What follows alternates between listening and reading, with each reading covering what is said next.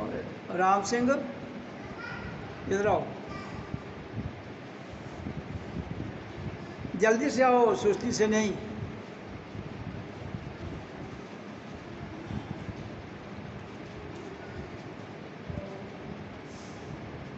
इधर बैठ।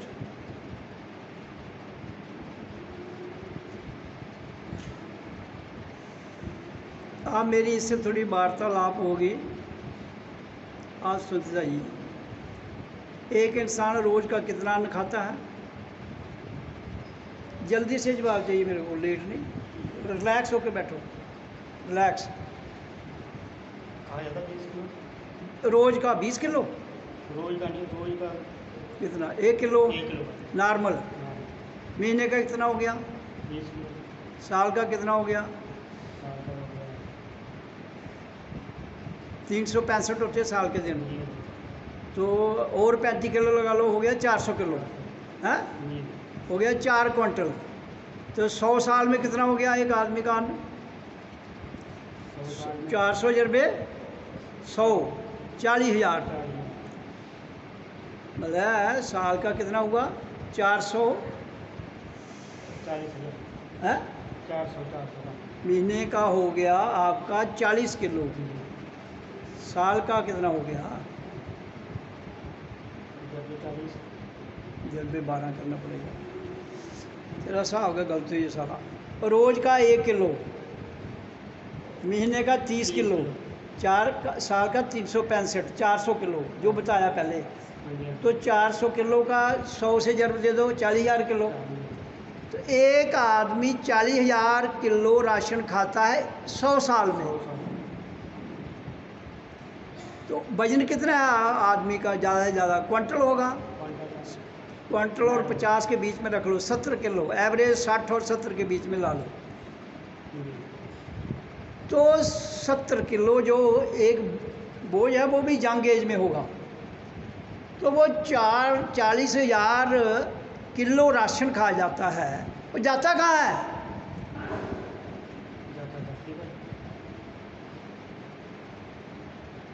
आपके पास क्यों नहीं रहा? रखता नहीं अंदर। तो जितना इतना बड़ा जब वो आपको पता है वो अंदर नहीं रह सकता है, तो इतने बड़े मकान, इतने बड़े जुगाड़ जो करके रखे हैं, ये आपके पास रहेंगे कि क्या? नहीं। जो तुम बीच में डाल रहे हो वो तुम्हारे पास नहीं रह रहा है, और जिसके पीछे तुम पड़े हुए हो वो तुम्हारे पास रहेंगे क्या? तो सत्संग सुनने आते हो, उसका कोई अर्थ समझा करो कि जीवन है क्या।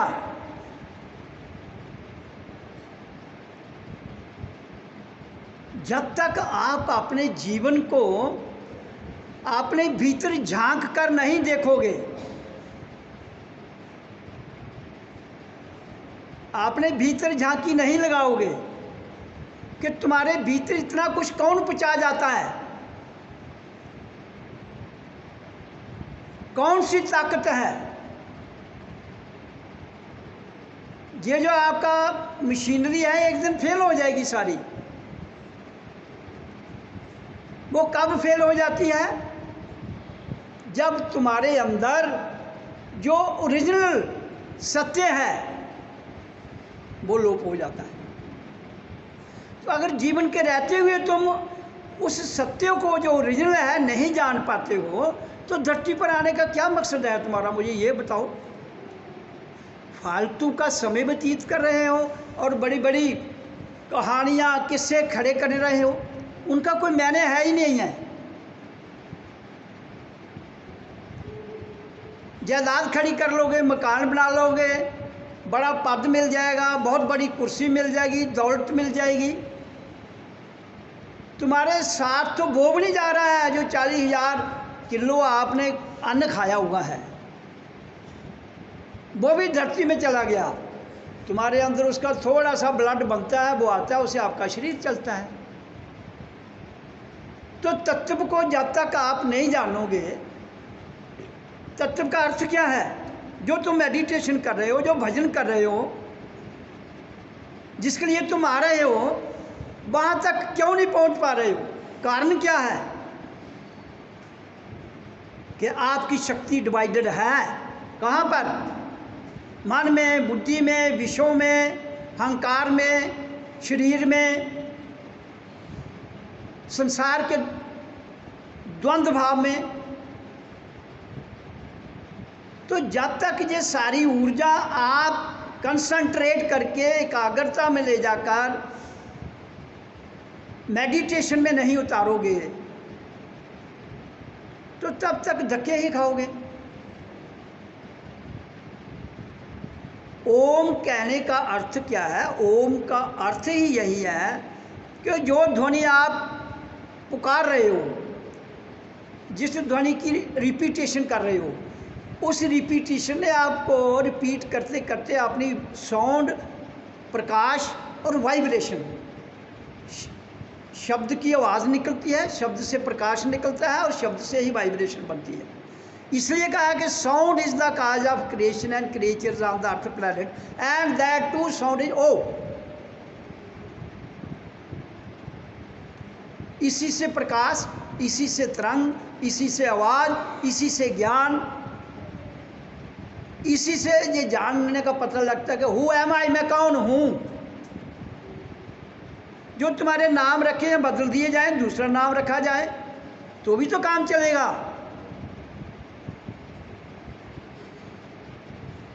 तुम्हारा मकान बदल दिया जाए तभी तो तुम कहीं और रहोगे। तो जो बदल जाता है वो सत्य नहीं है। ये तो मोटी सी बात है, जो बदल जाता है वो सत्य नहीं है। और संसार द्वंद्व है। द्वंद्व कहते हैं दो को। संसार दो से चलता है और अपना आप एक से चलता है। इसलिए द्वंद्व को भी जानना है और एक को भी जानना है। जब तक हम द्वंद्व को नहीं जान पाएंगे तो एक को नहीं जान सकते हैं। दुख है तो सुख है, लेकिन दुख और सुख से परे भी तो एक ऊर्जा है जिसको आनंद कहते हैं। दुख सुख संसार है, आनंद तुम्हारा अपना आप है। अपने आप में आनंद तो लेना नहीं चाहते हो और सुख दुख में तुम 24 घंटे रचे हुए उसको फंसे ही रहना चाहते हो। फिर तो उम्र बीत जाएगी, जन्म बीत जाएंगे, नहीं जान पाओगे। फिर खाली नाम रह जाएगा, मैं सत्संग जाता हूँ, मैं सत्संग में गया हूँ, मैं सत्संग जाऊँगा। फिर 3 के चक्कर में आ गए।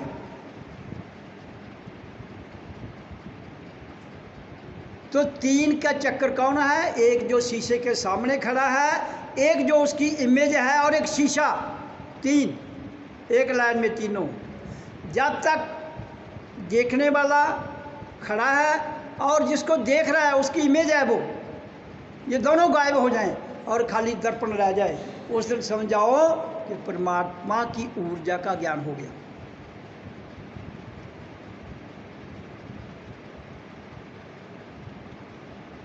तो इसलिए मेरा कहने का भाव ये है कि आना और आकर अपने आप को जानना वो महत्ता रखता है, आना इतनी महत्ता नहीं रखता है।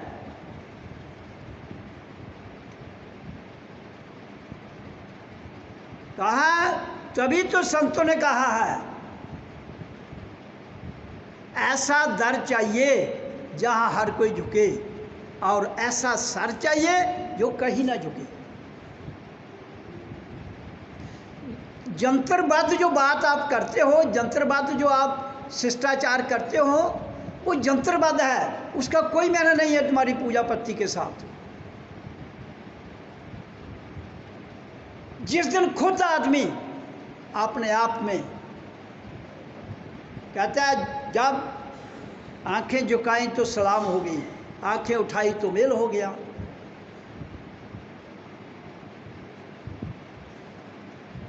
तो जीवन में अगर आए हो,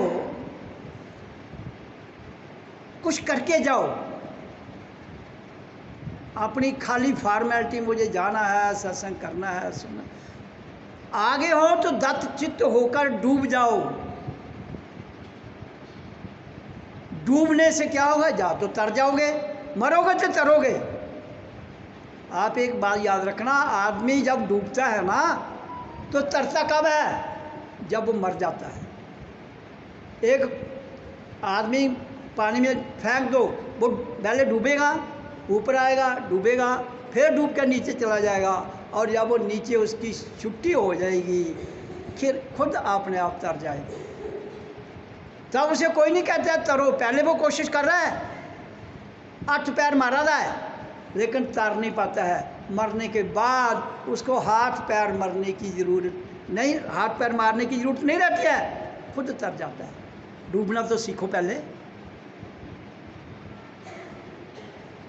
तो भजन में जब तक राम रस कहते हैं, राम रस पीबत, पीजा, जब पीजा जब डूब जा, बात एक ही है। तुम डूबना नहीं चाहते हो, इसलिए अंततः जो रूहानियत का इनफाइनाइट सिस्टम है उसमें एंटर नहीं करते हो, क्योंकि ख़त्म नहीं होता ये यात्रा या इसका सफ़र कर, लेकिन आपको इनफाइनाइट में एंटर कर जाना है। जब इनफाइनाइट में एंटर कर गए तो काम हो गया। इसलिए दर्पण जब रह जाए, दर्पण खाली है, उसमें कोरा है, कुछ भी नहीं लिखा है।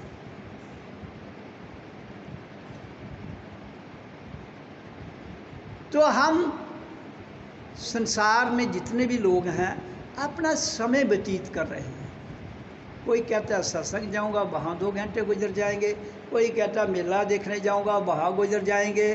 कोई कहता है विवाह जाऊंगा, वहाँ गुजर जाएंगे। कोई कहता है खेत में जाऊंगा, वहाँ फसल निकलेगी, गुजर जाएंगे। लेकिन ये सब कुछ गुजारते हुए, ये सब कुछ करते हुए, कम से कम अपने आप से तो मिल लो। दूसरों को मिलने से, दूसरों को जानने से, दूसरों के लिए कुछ करने से किसी हद तक ठीक है, लेकिन अल्टीमेट जिस दिन अपने आप से मिल जाओगे, अपने आप को जान लोगे, वो ही असली सत्य है। बाकी कोई जितने भी संसार की यहाँ मुजस्मे खड़े किए गए हैं, किसी भी रूप में हो, मुजस्मा तो मुजस्मा है, और चेतना तो आपके भीतर है। तुम्हारे पास मुजस्मा भी है और चेतना भी है। तुम चेतन भी हो और चैतन्य भी हो, तुम प्रभु भी हो, तुम परमात्मा भी हो। तुम एक बूंद से लेकर सागर तक हो, लेकिन अपने अंदर झांको। अपने अंदर नहीं झांकोगे, बाहर से ही तैर के चले जाओगे, डूबोगे नहीं। कोशिश करते रहोगे। कोशिश एक सीमा तक है, उसके बाद रूहानियत में मैं बारंबार कह रहा हूँ, कोशिश की ज़रूरत नहीं रहती है। एक होता है जपना, एक आ जपा जप। आ जपा जप करते हैं, आपको कुछ भी नहीं करना है, सिंपल बैठ जाना है। फिर आपके भीतर आपकी धारा, आपका आनंद उमड़ता है। और जिसके लिए दुनिया में मेडिटेशन के जितने धर्म हैं, अल्टीमेट कान ऐसे पकड़ो, ऐसे पकड़ो, आगे से झुको, पीछे झुको, दाएं झुको, बाएं झुको, ऊपर झुको, नीचे झुको। जब तक आपकी श्वास, जो जन्म के समय 2 ही आपको बातें मिली जिसकी वजह से तुम जिंदा हो, एक ध्वनि और एक श्वास। श्वास आया तो ध्वनि निकली, वही मूल मंत्र है। ओ की ध्वनि और श्वास का आना जाना, उन्हीं में लीन हो जाओ। क्योंकि जिसकी वजह से हमें ये गति मिली। शरीर तो माँ की कोख में, तब तक तो वो माँ की कोख में माँ के फीडर से गति ले रहा था, श्वास ले रहा था, माँ खा रही थी, उसको मिल रहा था। लेकिन जब वो माँ की कोख से बाहर आया, अलग हो गया जीव, तो उसको इंडिपेंडेंट लाइफ मिली, स्वतंत्र लाइफ। और स्वतंत्र लाइफ में क्या होता है, आप इंडिपेंडेंट हो जाते हो किसके द्वारा? ध्वनि और श्वास, और उसके अलावा तीसरा कोई कारण नहीं होता। और वही तो ओम के द्वारा वही ध्वनि जो जन्म के समय मिली, वो रिफाइन फॉर्म में उसको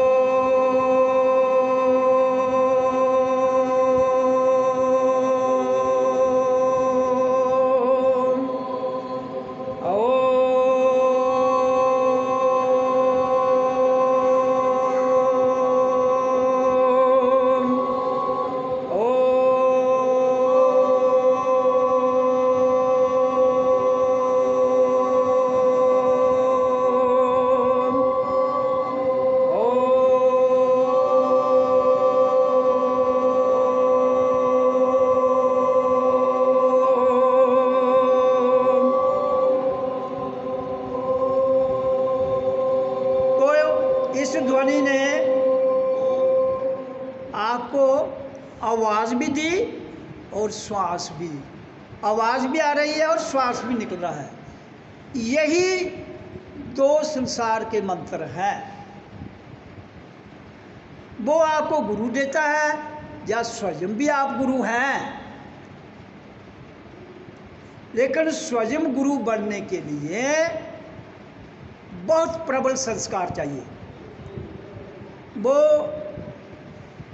इतनी आसानी से संभव नहीं होता है, वो इतनी आसानी से संभव नहीं होता है। इसलिए हम कितने भी इंटेलिजेंट हों, स्कूल टीचर से पढ़ने के लिए जाना पड़ता है।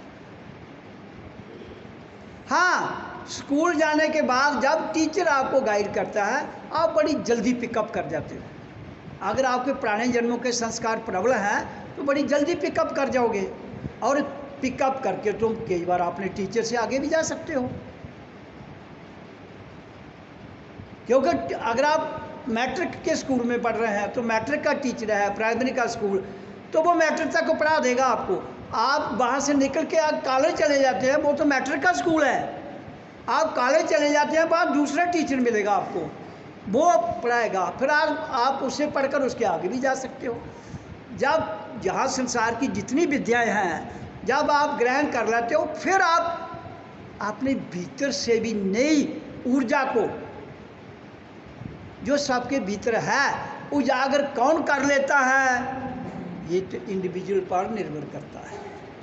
फिर गाइड का कोई रोल नहीं है। जब आप कॉलेज से निकल के बाहर आ जाते हो, फिर आप टीचर लग जाते हो, फिर आप दूसरों को बताते हो। हाँ, फिर अगर आपको यहाँ नहीं पता है तो किसी और से आपका जो गाइड है उसको पता है, तो उससे सलाह मशवरा कर सकते हो, बैठ के डिस्कशन कर सकते हो। हाँ जी, ये ऐसे है, ये ऐसे है, ये ऐसा संभव हो सकता है, फिर दोनों की सलाह हो जाएगी।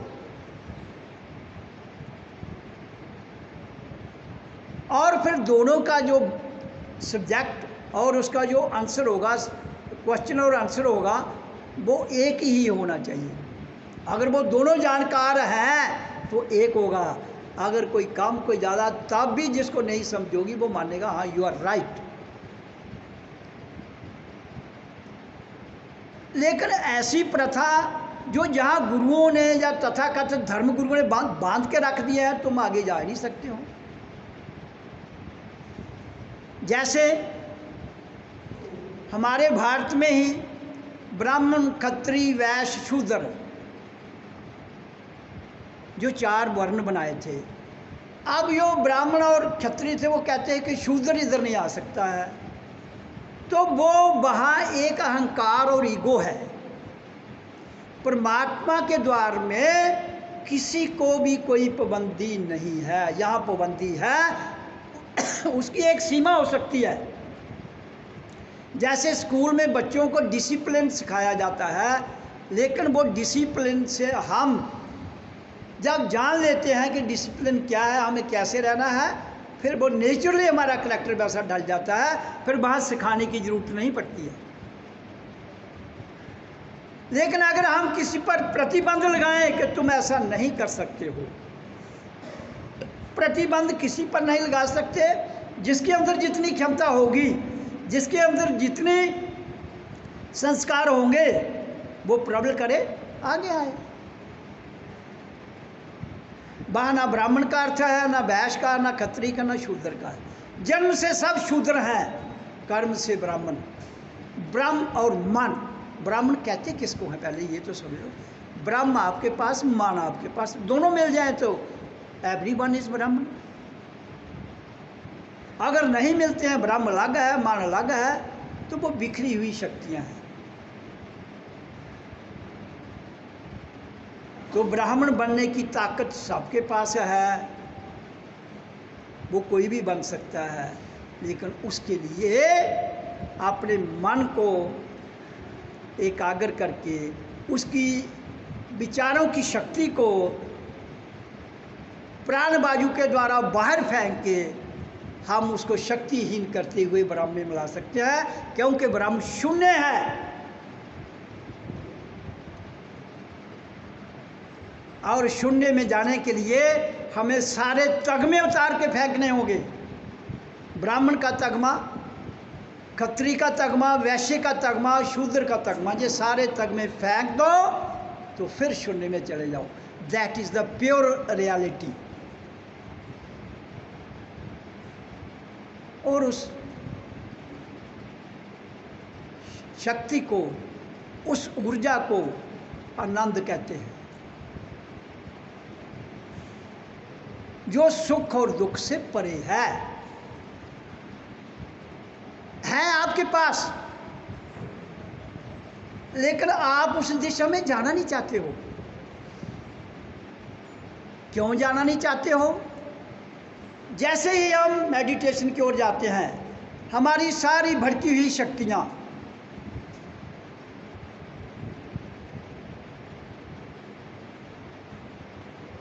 उस ओर नहीं जाना चाहती हैं, क्योंकि उनकी सत्ता छीनी जाती है। मन की सत्ता छीनी जाती है, बुद्धि की सत्ता छीनी जाती है, और संसार के जितने कार्यक्रम हैं, जहाँ हमारी महत्ता है, जहाँ समाज में हमारा खड़पेंचपुना है, वो भी छीन जाएगा।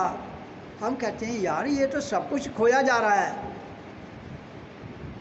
तो कोई भी सब कुछ खोना नहीं चाहता है बंधुओं।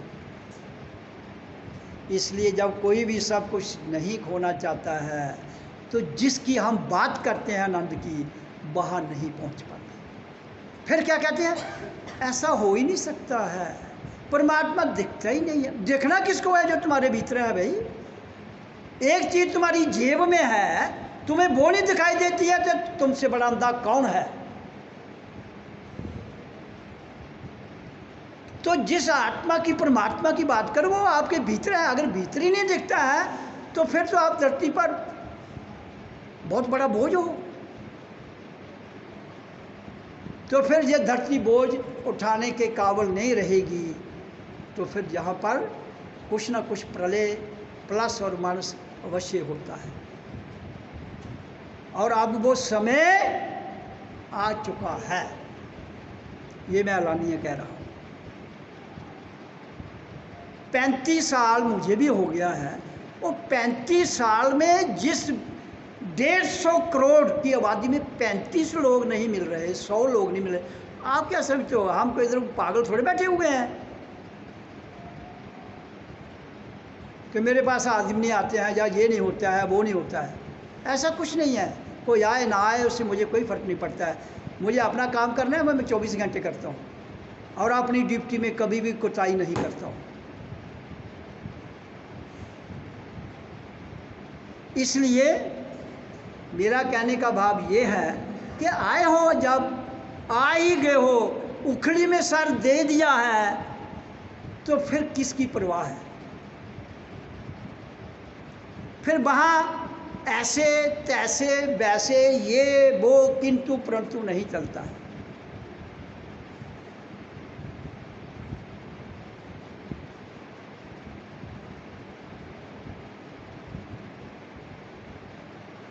ओ